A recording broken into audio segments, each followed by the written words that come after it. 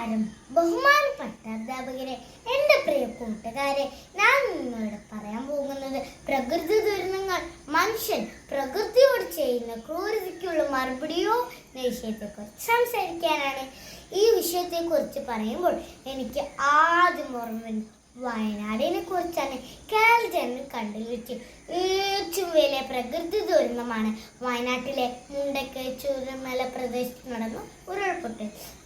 ആ ദുരന്തത്തിൽ നിന്ന് കേരളത്തിലേക്ക് ഇതുവരെ കരകയറാൻ കഴിഞ്ഞിട്ടില്ല.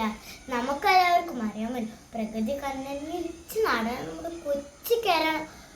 പുഴകളാലും മലകളാലും മരങ്ങളാലും സമ്പന്നമാണ് നമ്മുടെ കേരളം.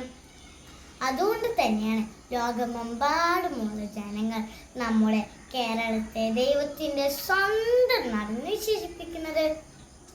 പ്രകൃതി മനുഷ്യൻ അമ്മയെ പോലെയാണ്. മനുഷ്യന് ആവശ്യമുള്ളതെല്ലാം പ്രകൃതി നൽകുന്നു. എന്നാൽ മനുഷ്യൻ പ്രകൃതിയോട് തിരിച്ചു നൽകുന്നത് എന്താണ്?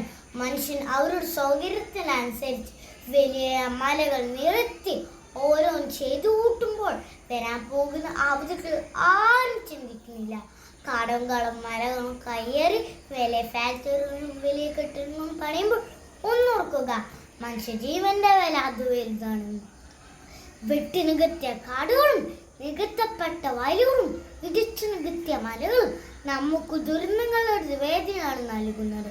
നമ്മുടെ പൂർവികർ നമുക്ക് വേണ്ടി പ്രകൃതിയെ കാത്തു സൂക്ഷിച്ചതുപോലെ നമുക്കും പ്രകൃതിയെ കാത്തു സൂക്ഷിക്കേണ്ട കടമയുണ്ട്. മനുഷ്യരായ നമ്മൾ ഒരു രീതിയിലും പ്രകൃതിനെ ചൂഷണം ചെയ്തു.